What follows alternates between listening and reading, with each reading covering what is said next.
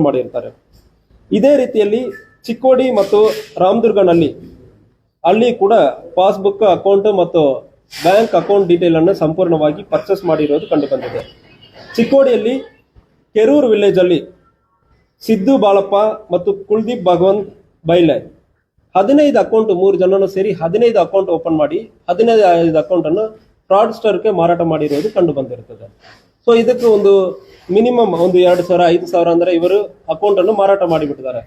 ಈಗ ಫ್ರಾಡ್ಸ್ಟರ್ಸ್ ಈ 15 ಅಕೌಂಟ್ ಅಲ್ಲಿ 42,13,000 ರೂಪಾಯಿ ಸೈಬರ್ ಮೋಸ ಮಾಡಿ ಈ ಅಕೌಂಟ್ಗಳಿಗೆ ಟ್ರಾನ್ಸ್ಫರ್ ಮಾಡಿ ಅದಾದ್ಮೇಲೆ ಬೇರೆ ಬೇರೆ ಅಕೌಂಟ್ಗಳಿಗೆ ಟ್ರಾನ್ಸ್ಫರ್ ಮಾಡಿರೋದು ಕಂಡು ಬಂದಿರುತ್ತದೆ. ಅದೇ ರೀತಿಯಲ್ಲಿ ರಾಮದುರ್ಗ ಸಬ್ ಡಿವಿಷನ್ ಸೂರ್ಯಬಾಣಿ ಏರಿಯಾನಲ್ಲಿ ಮಣಿಗಾಲ್ ವಿಲೇಜ್ ಅಲ್ಲಿ ಕೂಡ ಇಂದಾಗ ಅಕೌಂಟ್ ಟ್ರಾನ್ಸ್ಫರ್ ಆಗಿರೋದು ಕಂಡು ಬಂದಿದೆ. ಅಶ್ವಕ್ ಹುಸೈನ್ ಸಾಬ್ ಸೂರಕೋಡ್ ಇವನು ಒಂದು 4 ಅಕೌಂಟ್ ಅನ್ನು ಓಪನ್ ಮಾಡಿ ಕೊಟ್ಟಿರ್ತಾನೆ. ಅದರಲ್ಲಿ 14 ಲಕ್ಷ ಮಾನಿಟರಿ ಟ್ರಾನ್ಸಾಕ್ಷನ್ ಆಗಿರೋದು ಕಂಡು ಬಂದಿದೆ. ಸೊ ಈಗ ಸಾರ್ವಜನಿಕರಿಗೆ ನಾವು ಹೇಳೋದು ಒಂದೇ ಒಂದು, ಯಾವುದೇ ಕಾರಣಕ್ಕೂ ನಿಮ್ಮ ಅಕೌಂಟ್ ಕ್ರಿಡೆನ್ಷಿಯಲ್ಸ್ ಅನ್ನು ಇನ್ನೊಬ್ಬರಿಗೂ ಕೊಡಕ್ಕೆ ಹೋಗಬೇಡ. ಎಷ್ಟು ಹಣ ಕೊಡ್ತಾರೆ ಅಂದ್ರೆ ಕೊಡಕ್ಕೆ ಹೋಗಬೇಡ.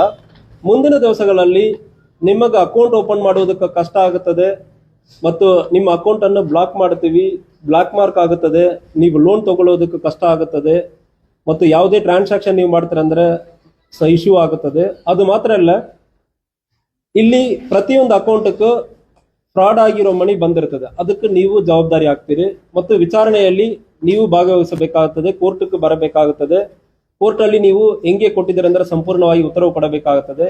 ಗೊತ್ತಿಲ್ಲದೆ ಕೊಟ್ಟಿದ್ದೀನಂದ್ರೆ ಯಾವುದೇ ಕಾರಣಕ್ಕೂ ಹೇಳೋದಕ್ಕೆ ಅವಕಾಶ ಇಲ್ಲ. ನಿಮ್ಮ ಅಕೌಂಟ್ ಡೀಟೇಲ್ ಯಾವುದೇ ಕಾರಣಕ್ಕೂ ಇನ್ನೊಬ್ಬರು ಯೂಸ್ ಮಾಡೋದಕ್ಕೆ ಕೊಡ್ತೀರಂದ್ರೆ ಅದಕ್ಕೆ ಜವಾಬ್ದಾರಿ ನೀವೇ ಆಗ್ತೀರಿ.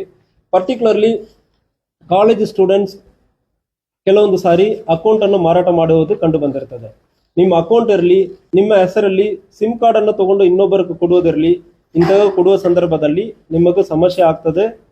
ಯಾವುದೇ ಕಾರಣಕ್ಕೂ ನಿಮ್ಮ digital details, sim cards, accounts ಯಾವುದನ್ನು ಕೂಡ ಇನ್ನೊಬ್ಬರಿಗೂ ಕೊಡಬಾರದಂದ್ರೆ ಹೇಳ್ಕೊಳ್ತೇವೆ. ಸೊ ಜಿಲ್ಲೆಯಲ್ಲಿ ಒಟ್ಟು ಸಸ್ಪಿಷಿಯಸ್ ಅಕೌಂಟ್ ಅಂದ್ರೆ ಹೇಳಿ 1400 ಅಕೌಂಟ್ಸ್ ಇದೆ. ಇದರಲ್ಲಿ ಏನಂದ್ರೆ ಫಸ್ಟ್ ಲೇಯರ್, ಸೆಕೆಂಡ್ ಲೇಯರ್ ಅಂದ್ರೆ ಇರ್ತದೆ. ನಮಗೆ ಪ್ರಯಾರಿಟಿ ಫಸ್ಟ್ ಲೇಯರ್ ಅಂದ್ರೆ ಪ್ರಯಾರಿಟಿ ಜಾಸ್ತಿ. ಫಸ್ಟ್ ಲೇಯರ್ ಅಂದ್ರೆ ಏನು, ಯಾರೋ ಒಬ್ಬರನ್ನು ಮೋಸ ಮಾಡಿ ಫಸ್ಟ್ ಅಕೌಂಟ್ ಯಾರಕ್ಕೆ ಬರ್ತದೆ ಅದು ಫಸ್ಟ್ ಲೇಯರ್. ಸೆಕೆಂಡ್ ಥರ್ಡ್ ಅಲ್ಲಿ ಇರೋದಲ್ಲಿ ಜೆನ್ಯೂನ್ ಇರ್ತಾರೆ.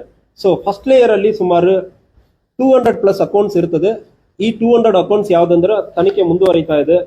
ಆಲ್ರೆಡಿ ಸುಮಾರು ಒಂದು 29 ಅಕೌಂಟ್ ನಾವು ನ್ಯಾರೋ ಡೌನ್ ಮಾಡಿದೀವಿ.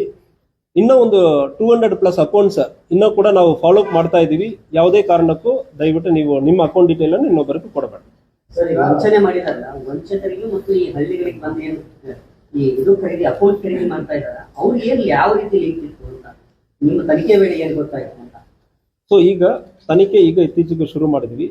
ಫಸ್ಟ್ ಆಫ್ ಆಲ್ ನಾವು ಫಸ್ಟ್ ಲೇಯರ್ ಅಲ್ಲಿ ಕೆಳಗೆ ಅಕೌಂಟ್ ಯಾರ್ದಂದ್ರೆ ಐಡೆಂಟಿಫೈ ಮಾಡಿ ಅವರ್ಲಿಂದ ಮೇಲೆ ಹೋಗ್ತಾ ಇದ್ದೀವಿ. ರಿವರ್ಸ್ ಅಲ್ಲಿ ಈಗ ಆಕ್ಚುಲಿ ಹೋಗ್ತಾ ಇದ್ದೀವಿ. ಅಕೌಂಟ್ ಯಾರು ಈಗ ಒಬ್ಬರೊಬ್ಬರು ಐಡೆಂಟಿಫೈ ಮಾಡಿದೀವಿ, ಯಾರು ಪರ್ಚೇಸ್ ಮಾಡಿದಾರೋ ಅವರನ್ನು ಐಡೆಂಟಿಫೈ ಮಾಡಿದೀವಿ.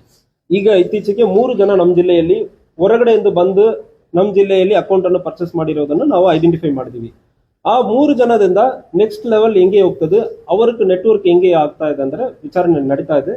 ಐಡೆಂಟಿಫೈ ಮಾಡಿದೀವಿ, ತನಿಖೆ ಮುಂದುವರಿತಾ ಇದೆ.